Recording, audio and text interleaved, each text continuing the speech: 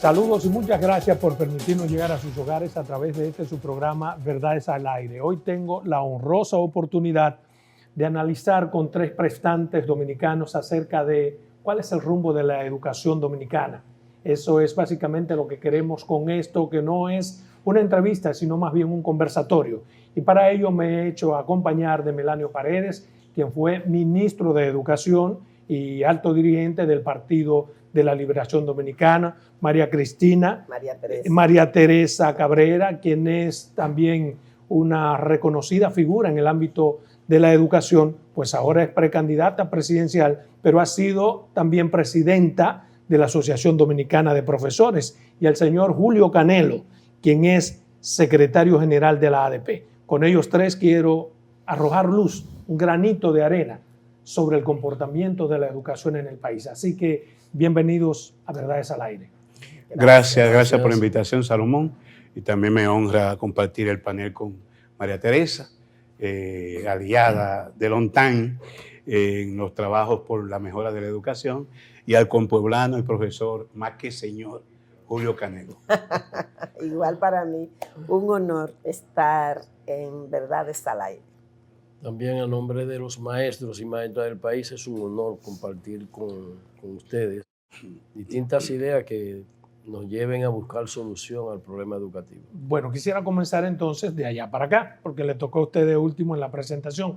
Yo quisiera, para contextualizar el programa, ver cuál es la visión particular que tiene cada uno de ustedes sobre la educación pública en estos momentos. Señor Canelo. Mire, la Asociación Dominicana de Profesores, que agrupa a todos los maestros y maestras del país, diríamos, vive el día a día de los temas educativos, de los problemas de la escuela.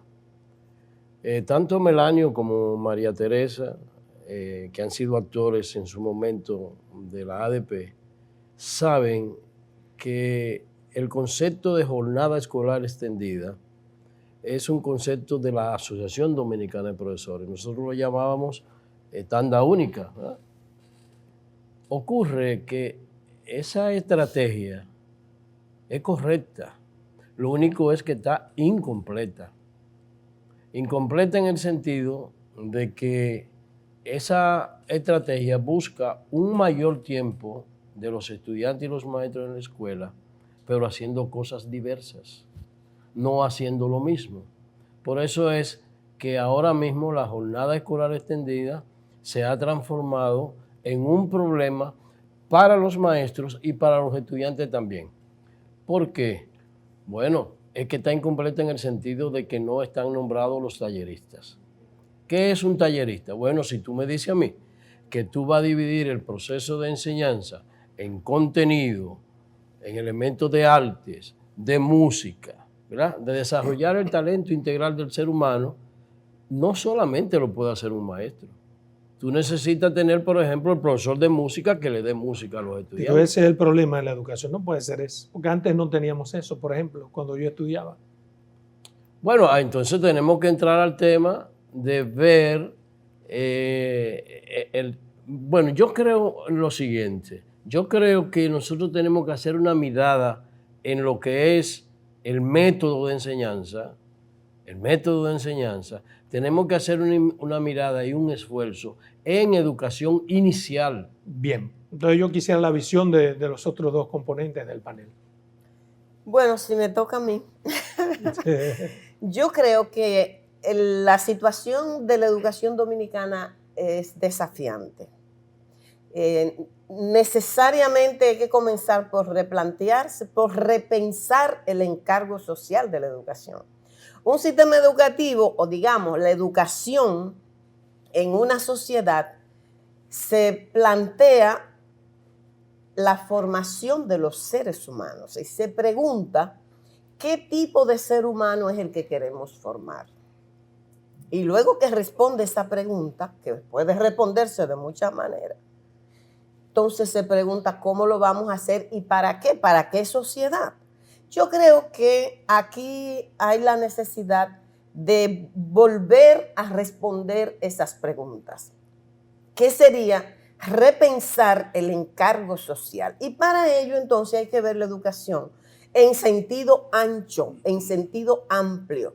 Porque una cosa es la educación como fenómeno social y otra cosa es la educación escolarizada. Cuando hablamos de la educación, hablamos de la formación integral del ser humano, que implica esa dimensión, digamos, intelectual, de construcción, de conocimiento, de manejo conceptual, de procedimental, pero también el componente axiológico, ético, humanista. Es decir, es pensar al ser humano como integralidad. Entonces, en ese sentido, la educación es el resultado de un sistema de múltiples influencias. O sea, que no hemos cumplido. No, nosotros tenemos que repensar como sociedad, porque la educación que tenemos es la que la sociedad se ha planteado tener. Y en esa sociedad que es muy amplio, tú sabes que hay, espacios de poder que son los determinantes, porque hay gente que nunca le han preguntado qué educación se quiere. Perfecto. Para Melanio, que ha sido ministro de Educación, ¿cuál es su visión sobre la educación actual?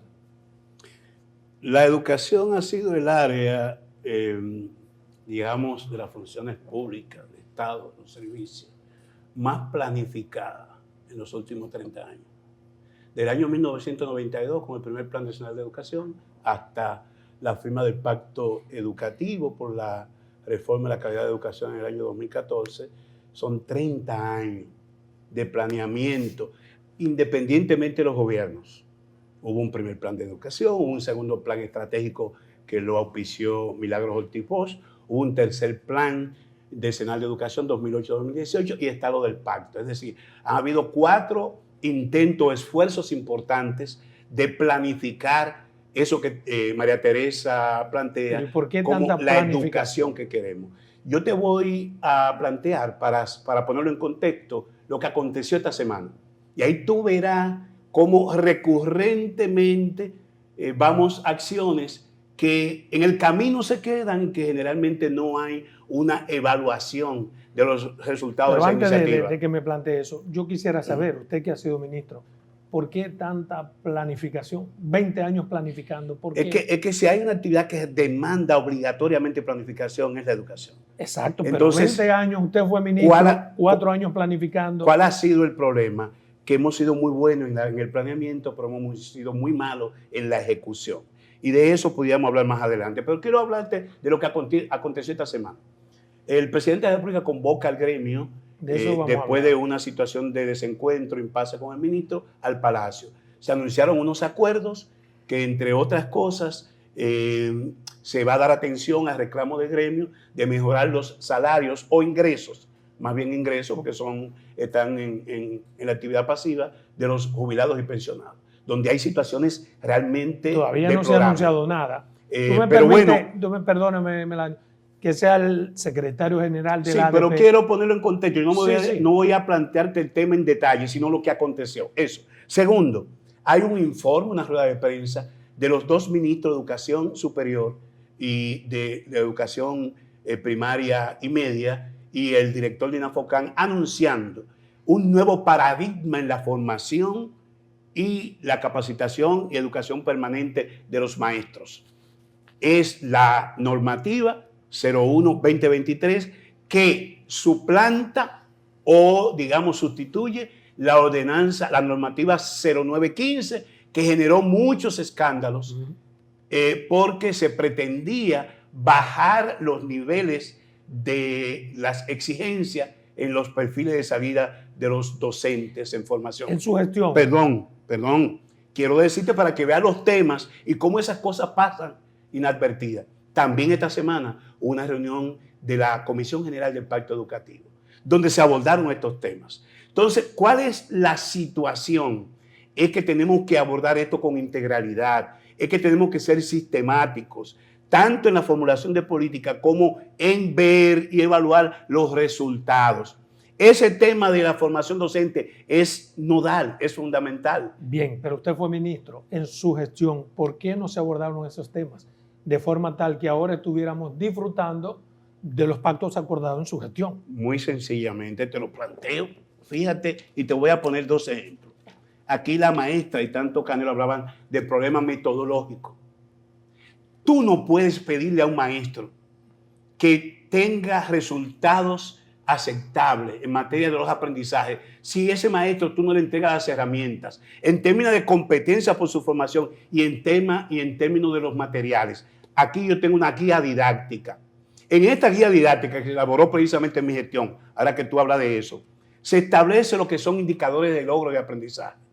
Pero hay una matriz que te establece las actividades, las sesiones indispensables para desarrollar las actividades, los materiales que se va a utilizar para trabajar con los docentes y finalmente te evalúa los dominios, las dimensiones. Entonces, ¿por qué falló eso?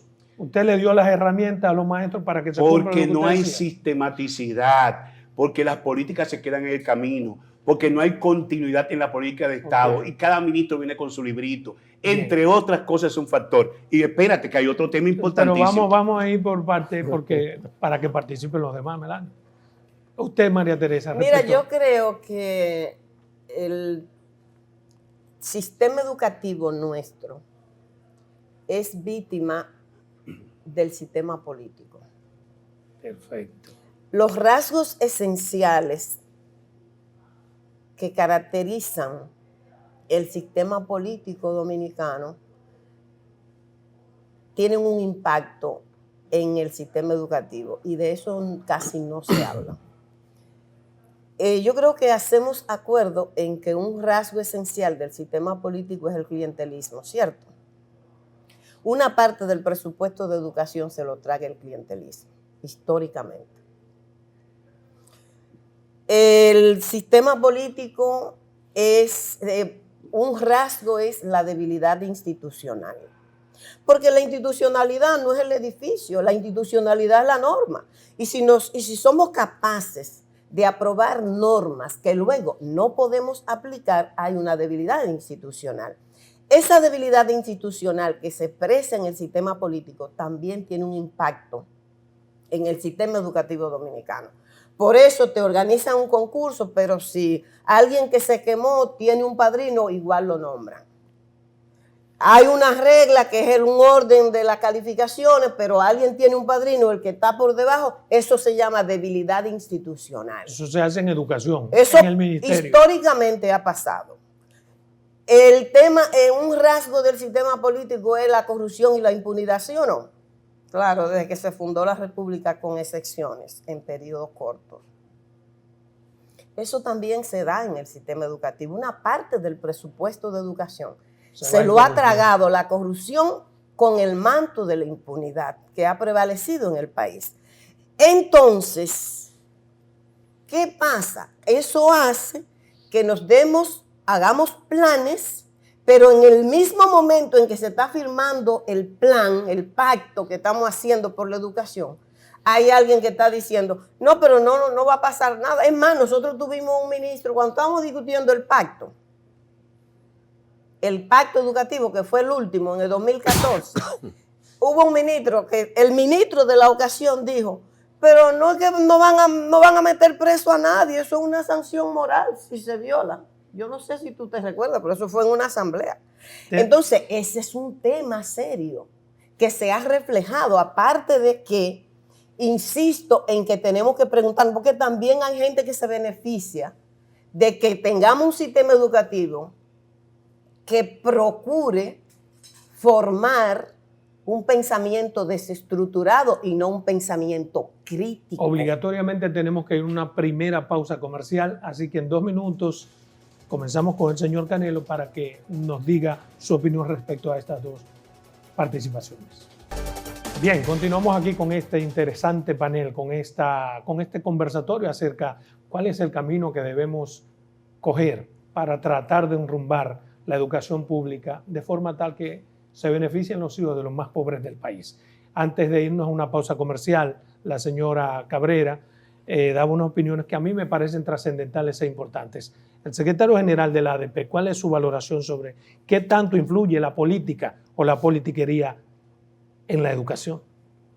Bueno, lo que han planteado María Teresa y Melanio, que es una realidad compleja del sistema educativo dominicano, la ADP ha tenido que convivir y reaccionar permanentemente a esa situación en todos los gobiernos. Y hemos tenido que enfrentar a todos los gobiernos en ese sentido. Por ejemplo, ahora mismo la educación entra en un proceso de vacaciones de los estudiantes. Las escuelas van a estar solas. El Ministerio de Educación tiene un tiempo privilegiado para invertir en adecuar los centros escolares, pero no lo hace.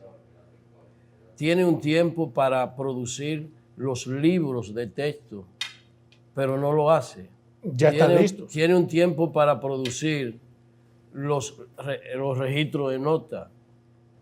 Es decir, que los maestros se ven en una situación sin instrumento, que ya Melanio lo planteaba en principio, sin instrumento para producir diríamos, un cambio en los niveles, en los indicadores de calidad del sistema educativo dominicano. Pero solamente es el maestro que está ahí, sin nada en la mano. Tú te imaginas, por ejemplo, yo quiero que tú te imagines. Pero eso es nuevo, porque parecería que lo que usted dice es nuevo.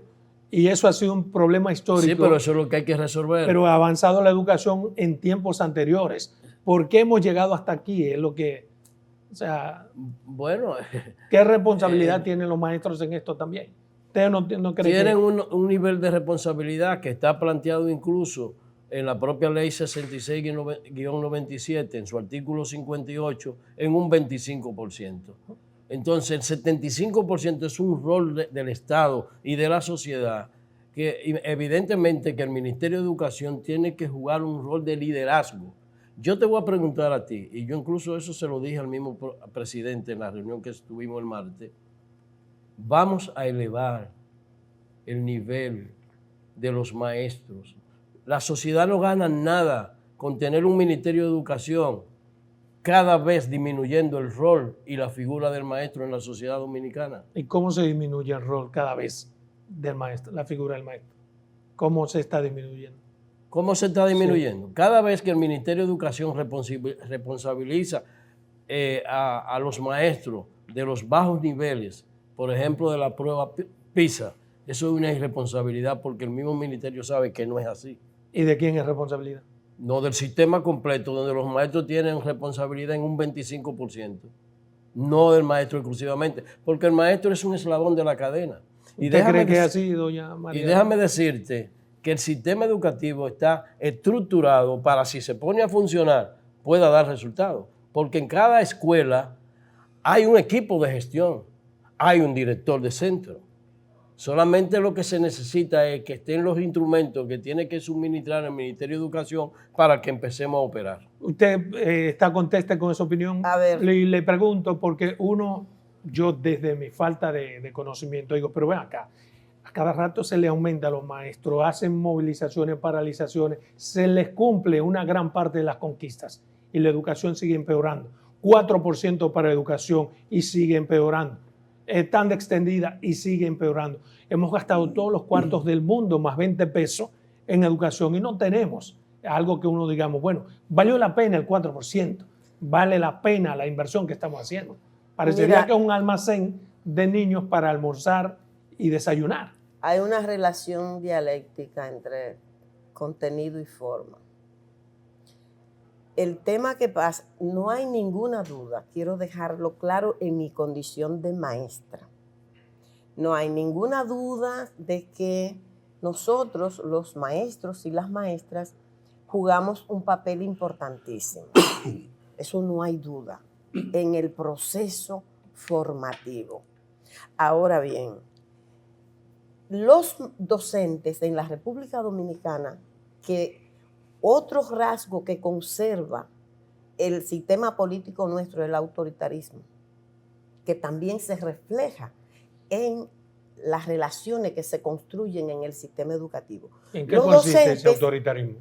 La verticalidad, relaciones verticales de arriba abajo. El que está arriba manda y el que está abajo tiene que Pero es asumir. un proceso normal. No, Lo eso que no es estaría normal. mal es el Manda y mandato golpea. No, disgregado. en la democracia no, se horizontaliza la y la horizontaliza. participación es importante. No es igual que los maestros y las maestras, por ejemplo, puedan tener una participación protagónica en las reformas, en los procesos de reformas, por ejemplo, reformas educativas.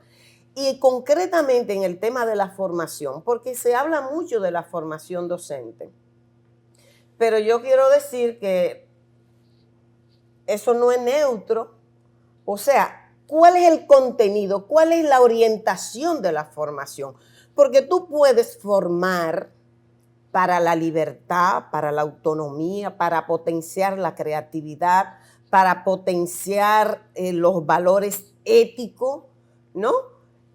Pero también tú puedes formar para la sumisión, para la pasividad. ¿Entiendes? Entonces, ¿cómo quiere que sea ese maestro? ¿Cómo quiere que esté formado ese maestro? De eso no se puede responsabilizar al maestro como individualidad, porque ellos no hemos tenido históricamente una participación en la definición de la orientación de esa formación. El sistema, en realidad. Pero Y es dentro del sistema, pero es fíjate, que cuando me hablan del sistema, parecería que es todo el mundo responsable No, y todo nadie no. es responsable. No. Las autoridades, por un lado, los que tienen la responsabilidad de definir y de gestionar las políticas públicas, tienen un rol. Pero yo quiero insistir en que ahora mismo estamos hablando de la educación escolarizada, no de la educación en sentido amplio, que es otra cosa. Sí, ahora, claro. En la educación escolarizada, yo sé que estamos en unas condiciones de alarma, es lógico, porque estamos mirando los resultados, por ejemplo, en términos de lectoescritura. Y obviamente, cualquier ciudadano, ciudadana, padre, madre, maestro, maestra, actor de la sociedad, tiene que sentirse impactado. Y yo sé que estamos hablando entonces de cómo enfrentar esta situación. Yo creo que hay cosas que se pueden hacer, pero insisto en que ese es un componente. Ese es uno de los componentes y ciertamente es así. Pero lo que uno se pregunta, ¿cómo es posible que con tantas inversiones hoy la lectoescritura, por ejemplo, sea peor que antes? Si no teníamos nosotros como alumnos todas esas herramientas que se le da a los maestros. ¿Por qué tiene que ser peor hoy? Voy a intentar Melanio. una reflexión crítica y autocrítica porque los otros serían opiniones. Y por eso me gusta hablar con evidencias. Tú me cortaste ahorita un tema importantísimo respecto a qué se ha hecho para modificar lo que pasa en las escuelas. Todo este esfuerzo de planificación, todas estas reflexiones no sirven para nada si no tocan la escuela. Y lo que hemos dicho, que a pesar de todos esos esfuerzos, de toda la inversión, muy poca cosa ha impactado en las escuelas dominicanas. Y te voy a decir, a mediados de los 1990, cuando el primer plan de educación, más del 40% de los docentes no eran titulados en educación. Hay un avance importante porque al final del plan prácticamente el 98% de los maestros habían sido O profesionalizados. sea, se supone que los titulados. maestros ahora son más preparados Titulados, exactamente. Ahora, ¿cuál es el problema? Y Teresa hablaba de la politización, pero hay sus excepciones. Y ella, que fue contraparte mía en el ministerio, sabe que yo le entregué la dirección más importante del país, no a un político, sino a Poveda, a un grupo de mujeres, maestras, educadoras, que han hecho la educación su misión. Entonces, ¿por qué no pasó? Y lo hubo que experiencia dice interesantísima. Ahí se María puso en Teresa? práctica el modelo de educación bilingüe con éxito. Ahí se puso en práctica el acompañamiento de los docentes, que es fundamental. Tú no puedes plantearle a un maestro hoy que te entregue resultados diferentes si ese maestro no tiene el acompañamiento de las instancias distritales, regionales, que le permita superar en el día a día lo que pasa en el aula. Y hablando de los aprendizajes, también hay un elemento importante. ¿Qué es lo que ha puesto a la escuela hoy en la picota pública?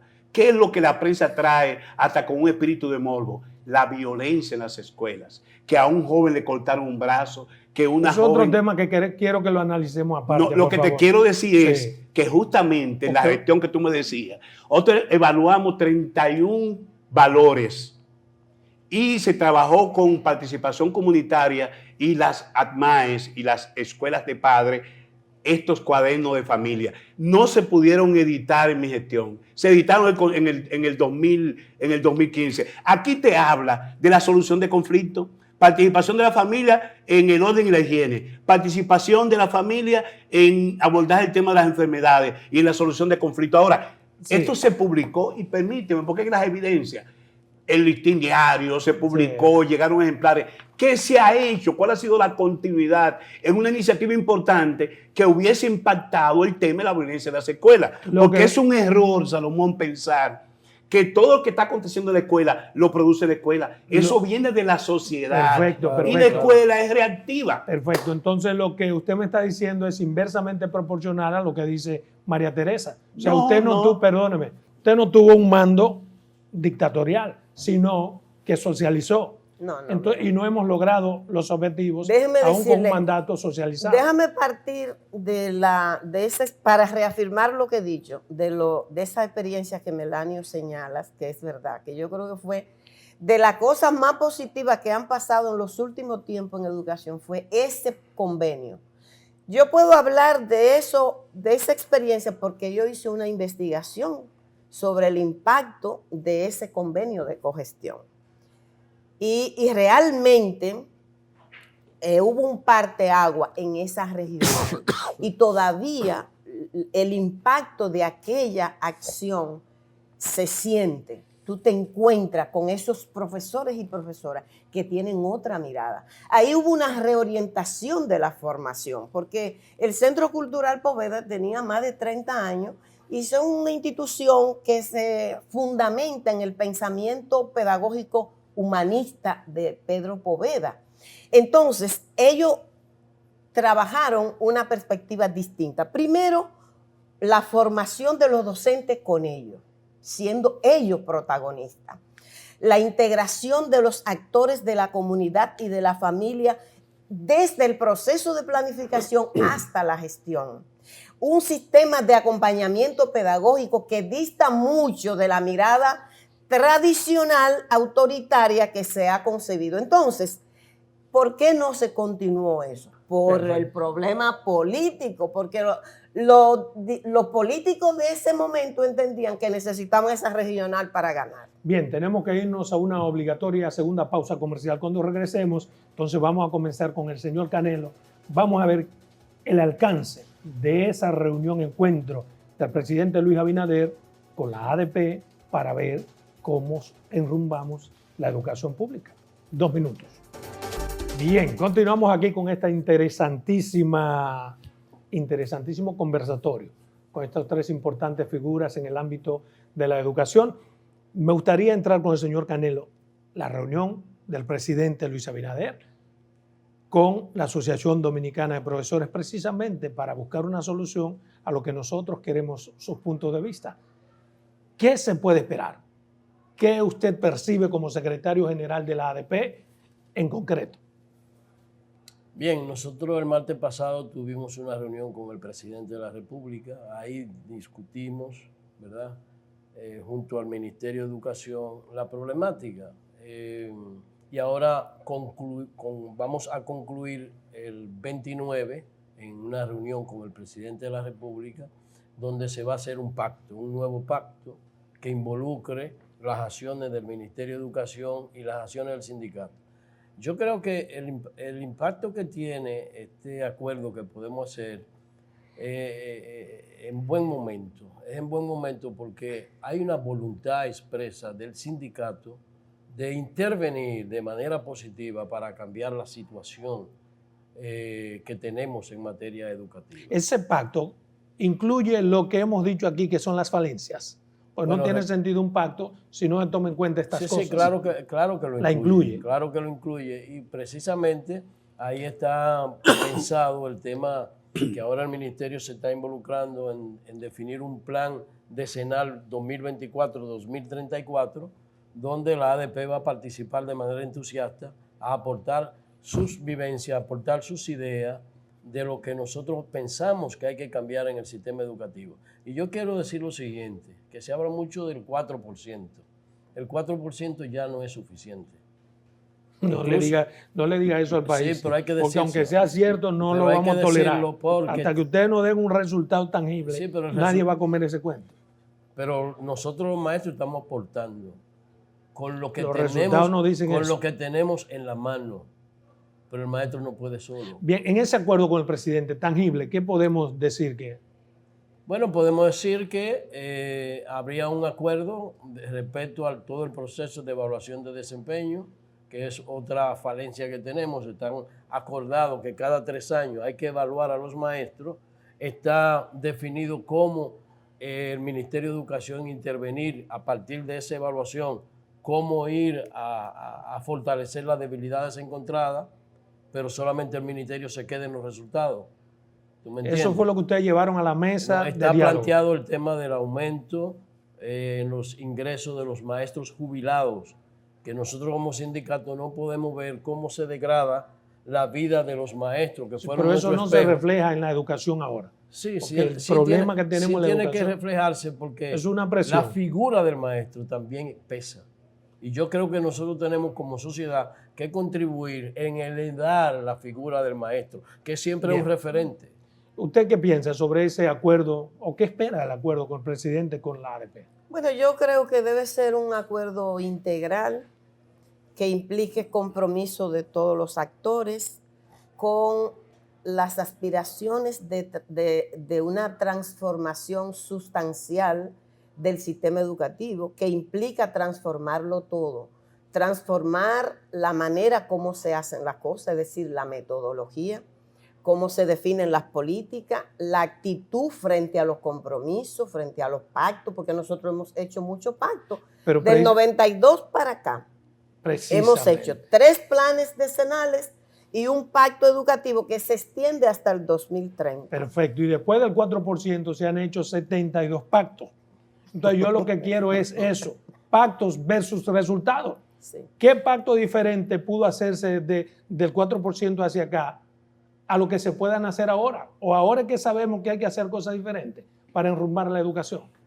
Bueno, estoy viendo que el colega Julio Canelo anuncia un plan decenal 224, 234. Esta semana, muy oportuno, estuvimos discutiendo en la Comisión General del Pacto Educativo el relanzamiento del pacto sobre la base de un pliego de prioridades.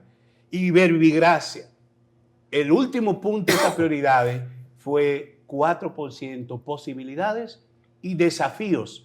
Porque hoy debo decirte, y entré a la página del Ministerio la semana pasada, ese 4% se va en nómina, la inversión en INAVIE y en INAVIMA en un 92%. Hay el resto para gastos operativos del MINER y para lo que va a invertir en mejorar pedagógicamente en las escuelas. Imagínate tú en esas condiciones cuál es la restricción que tenemos en materia presupuestaria. Entonces, se puso como una de las prioridades la discusión a partir de que esos acuerdos con el gremio, que posiblemente se refrenden ya el próximo 29, implican nuevas exigencias en materia presupuestaria, pero siempre se sigue desplazando el tema de qué invertir para mejorar lo que consistentemente se establece como bajos aprendizajes. Entonces, si bien, como dice María Teresa, yo soy lo que digo, nunca habrá retribución monetaria que pueda equiparar la labor y la responsabilidad de un maestro. Pero igualmente también la sociedad tiene que demandar a los maestros un compromiso fundamental con la buena formación de nuestros alumnos y alumnas. ¿Lo han tenido?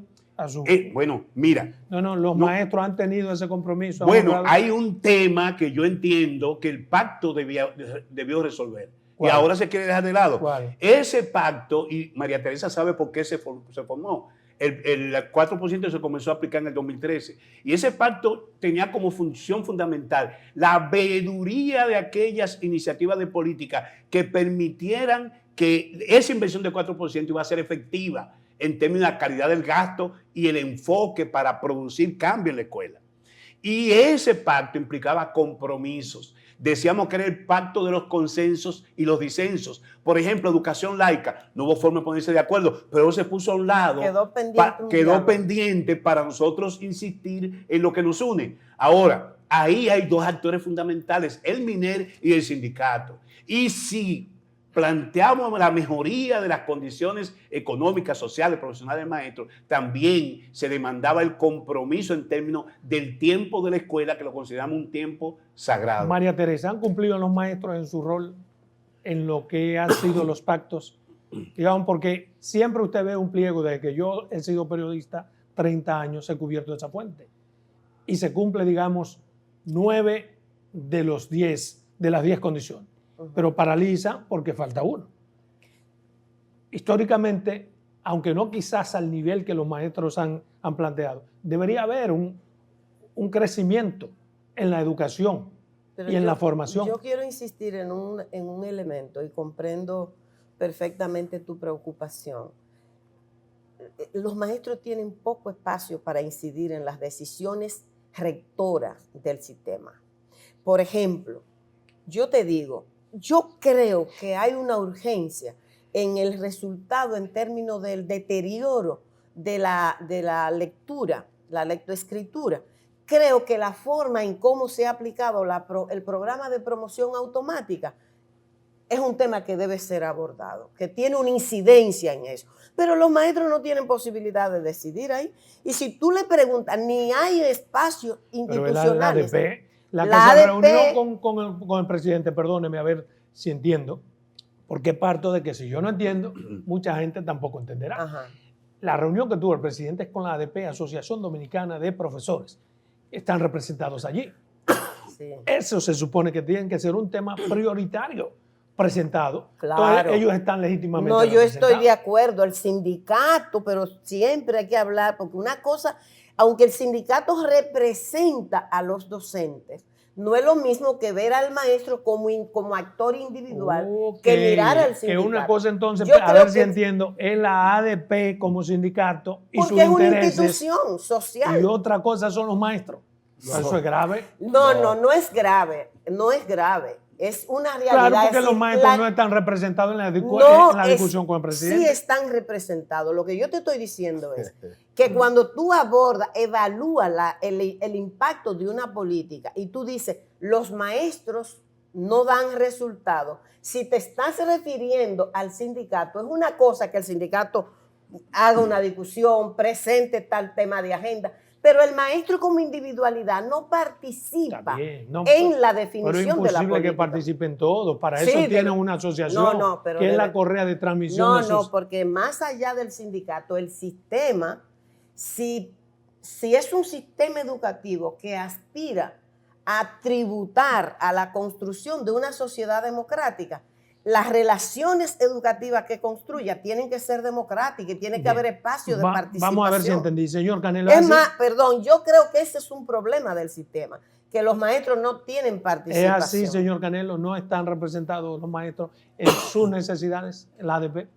Mira, para tú poderlo entender, vamos a simplificarlo cómo opera un centro. Exacto. Explíquenmelo como un niño de 6 años, con masilla y todo, porque yo no entendí eso. Un centro educativo. Para mí los maestros estaban en ADP y sus necesidades básicas, fundamentales, están en la reunión con el presidente. Sí. En una escuela hay un director de centro, sí. Hay un equipo de gestión que es quien orienta todo el proceso, ¿verdad? Sí. Y entonces están los maestros. Ahora yo te voy a decir lo siguiente, ahí está el maestro, pero ese maestro está sin libro de texto, sin registro, sin nada. Pero esas inquietudes ustedes se la van a plantear. Entonces es la lucha permanente de la Asociación Dominicana de Profesores. Entonces están representados los maestros en la discusión. Estamos hablando que nosotros hacemos una labor de representación del magisterio con el Ministerio de Educación. Ahora, el Ministerio de Educación tiene que cumplir su rol que muchas veces no lo cumple. Está bien, pero está o no representado es lo que a mí me extraña. El magisterio en las discusiones que van a tener con a través del sindicato, a través del sindicato sí, porque el sindicato ejerce diríamos, un liderazgo real del magisterio. en el magisterio. Y representa los intereses. Claro que sí. Bien, tenemos que irnos a otra pausa comercial. Regresamos en 2. Vamos a evaluar entonces la incidencia de la delincuencia, la criminalidad en las escuelas públicas. Bien, súper interesante está este diálogo con estos 3 prominentes dominicanos. Tienen grandes expertices en el área de la educación. Pero yo quisiera entrar ahora en un tema que preocupa mucho. Es lo que está pasando con nuestros hijos e hijas en las escuelas públicas. Falta de respeto, delincuencia se puede llamar, pleitos, riñas, cortan, puñaladas. ¿A qué ustedes pueden atribuir todo esto? Yo, perdóneme antes de entrar, entiendo que no es un problema de la escuela, porque eso se refleja en las escuelas, pero viene de la sociedad. Muy bien, y buena entrada, porque yo he dicho, se quiere decir que la escuela ha fracasado. No ha fracasado la escuela, está fracasando la sociedad y las familias. La escuela recibe y su reacción puede ser una posición reactiva o una posición proactiva. Ya hace mucho tiempo nosotros estuvimos manejando el tema de la relación maestro-alumno en la escuela, alumno-alumno, y de la escuela y sus actores con los padres, con las familias. Por eso siempre se ha trabajado, el gremio lo ha hecho y ha hecho también intento el ministerio para trabajar el tema directamente con la familia. Ahí hay un problema de valores. Ahora el maestro no solamente ya compite con un tema de un conocimiento que es progresivo y muchas veces ni siquiera tiene acceso a los últimos, al conocimiento más actualizado. Por ejemplo, el genoma humano. Tú le puedes pedir a un profesor de biología que te maneje qué está pasando hoy en términos de la edición de genes.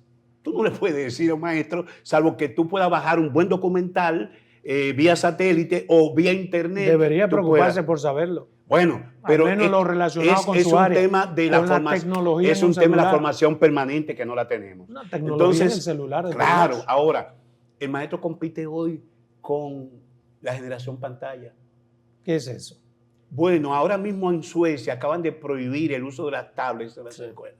Hay que volver. Y yo te puedo dar ejemplo de una nietecita que tengo con problemas supuestamente de déficit de atención. ¿Por qué? Porque vive 24 horas frente a una pantalla, lo que le impide interactuar con sus propios compañeros, interactuar con el maestro. Ahí no hay pensamiento crítico, son autómatas. Pero se supone que eso es en la casa, porque en la escuela el muchacho no puede estar con una pantalla ni con un celular. Pero se lo usan, se utiliza porque se pensó que la tecnología era una panacea. Y siempre lo dijimos, yo fui de los que promoví el uso de plasma en las escuelas para bajar un buen ensayo de biología, pero la tecnología no era panacea. Óyeme, la educación es un proceso que tiene necesariamente que mediar ese facilitador, ese animador que es el docente. Es una actividad entre humanos. Entonces, quiero decirte lo siguiente, es imposible que podamos pensar en que la escuela enfrente con éxito esta situación que nos viene del barrio. Y dijo una persona esta semana que yo respeto mucho, que el barrio tomó las escuelas. Bien, ¿Y qué es lo que está pasando en el barrio? Todo el mundo sabemos, 40% de hogares monoparentales, muchachas que se embarazan a los 13 años, de decir que tienen 4 y 5 muchachos, que finalmente van a ser criados por tíos o por abuelos, porque ellas son muchachas que tienen esos hijos, y el marido anda por un lado y ella anda por otro lado. Entonces, es un tema muy serio de la sociedad que tenemos que abordarlo con responsabilidad, no con mea culpa de crear el problema a otro, sino entender lo que es un problema de todos. Para María Teresa, ¿cuál es el problema? Todo esto que pasa en nuestras escuelas. A ver, ¿Y qué se puede hacer? Porque más que plantear problemas. La escuela no está en el aire, está situada. Y si la sociedad ha ido progresivamente aumentando los niveles de violencia, que se manifiesta de múltiples maneras y que tiene diversos factores causales, es muy lógico que en la escuela esto se refleje. Ahora, ¿cuál es la diferencia entre el espacio familiar, que es el espacio donde inicia la educación en la familia y en la comunidad, y luego va a la escuela? Entonces, pero la escuela, dado que es la institución social que se encarga de el proceso educativo, escolar, digamos, la que se organiza científicamente, es portadora de un colectivo pedagógico que ha sido formado con las teorías que le aportan las ciencias pedagógicas, tiene la posibilidad de estudiar el fenómeno desde una perspectiva científica y plantearse, abordar estrategias para contribuir desde la escuela. Usted que es estudiosa de esos temas. Pero la violencia que se refleja en la escuela es el resultado de la misma violencia que se refleja en la sociedad. Eso es lo que tú estás mirando en los noticieros. Ahora, no hay una cierta indiferencia, digamos, de los maestros en el trato y el cuidado de los alumnos dentro. Mira, bueno, ya Canelo. Sí, el señor Canelo. Sí. Porque a veces da la impresión y dice, bueno, es que los profesores ahora ni siquiera tienen una relación. Uno respetaba a sus maestros. Sí, y era imposible que en el recreo, si la maestra estaba cerca, uno pelee. Porque siempre se ha peleado. Siempre tenemos. Entonces, ¿dónde están los maestros ahora cuando ocurren esos pleitos? Mira, yo pienso que una intervención del Ministerio de Educación que tiene, diríamos, mecanismos clave, conjuntamente con el sindicato, que tiene estructura en cada uno de los centros educativos. Por ejemplo, el Ministerio de Educación, para hacer un aporte a la sociedad desde la educación, tiene que poner en práctica rápidamente los departamentos de psicología y orientación y los departamentos de participación comunitaria. ¿Sabe para qué? Para una integración de la comunidad alrededor del tema de la violencia. Pero eso para cuando ocurra algo dentro de la escuela, porque tampoco educación puede... Pero un profesor no puede bregar con 40, 50 muchachos, con múltiples problemas que vienen, como decíamos, desde el barrio, desde la familia, con alguna posibilidad de éxito. Y cuando hablábamos ahorita de politiquería, todo lo que se ha dicho ahora, que una cantidad de porteros y guardianes que se han nombrado en las escuelas no están yendo. No están. Va el 10%. Entonces, ¿cómo resolver los déjame a problemas Canelo de banda? Deja que Canelo termine. No te me desesperes. Sí, precisamente eso. O sea, las escuelas están solas. Por ejemplo, tú te imaginas que el Ministerio de Educación hace una inversión en plasma, en equipos tecnológicos, y no tiene un guardián. ¿Ustedes plantearon eso al presidente? Claro, todo eso está planteado. Okay. No tienen un guardián. ¿Por qué? Cuando tú vas, y Melanio sabe de eso que fue ministro, tiene un código. Ese código está lleno. O sea, dice, en esta escuela hay un guardián, pero el guardián no está. Pero está nombrado los guardianes. Está nombrado, pero no está. No, esa persona no. ¿Y cuál es su diagnóstico? ¿Cuál es el problema? ¿Cuál es el problema? Bueno, es el tema de la politicaría en el sistema educativo dominicano. Es decir, es el botín de guerra que se distribuye después que se gana. Puestos para los compañeritos. Exactamente. Entonces, con toda esa situación es que el sindicato tiene que enfrentar permanentemente. Y déjame decirte lo siguiente, el sindicato no mira partido político.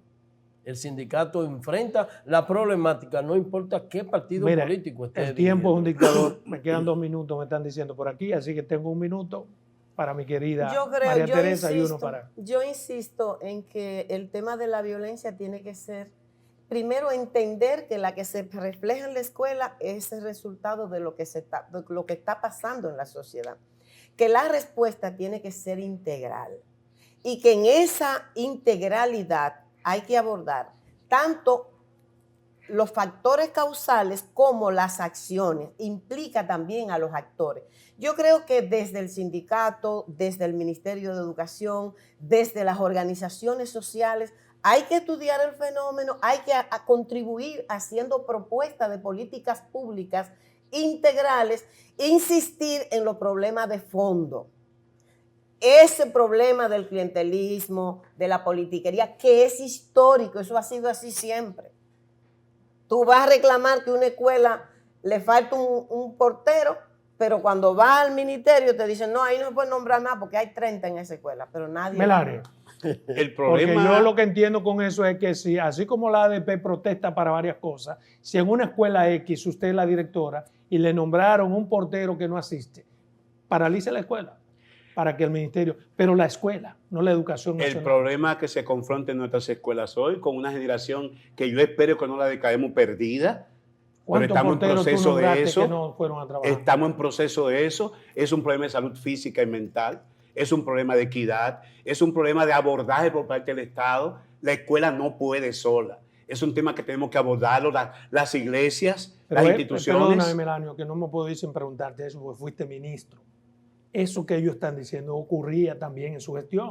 Bueno, Nombramiento de compañerito del partido. Tan elemental, porque tú tienes que predicar con el ejemplo. En el año 2009 yo comencé a hacer una auditoría por la regional de Higüey. Una auditoría para saber que quien estaba designado en el sistema estaba en clase o estaba atendiendo la escuela. Y eso no pudo terminar porque gritaron los sectores, los senadores, los diputados, que eso no se podía hacer. Y eso es un tema recurrente. Pero yo inicié ese proceso. Quisiste hacerlo, pero la fuerza te lo impidió. Intenté hacerlo. Bueno, o sea, eres parte culpable. Finalmente fui sacado del ministerio. Entonces, lo que te quiero decir es que este es un problema estructural serio, hay que abordarlo. Y yo no actúo en educación como un politiquero. Yo creo que es un tema nación que tenemos que abordarlo y no vengo con mea culpa. Acepto autocríticamente una serie de temas, pero también planteo cuáles han sido las iniciativas que hemos tomado para atacar el mal de fondo de nuestra educación en el país. Debo confesar aquí que ha sido una de las mejores entrevistas que he tenido, no solamente por la calidad de los participantes, sino por la importancia capital que tiene que tener un tema como este para la sociedad dominicana, pero el tiempo es un verdadero dictador y se nos ha acabado. Así que yo quisiera comprometerlos en el aire para que después de la reunión con el presidente y los puntos acordados, venido ya un tiempo prudente, nos reunamos acá a analizar cuáles han sido los avances, ¿sí? Muy de bien. acuerdo, de acuerdo. ¿Cómo no? Bueno, pues nos vemos, señores, en otro encuentro con Verdades al Aire.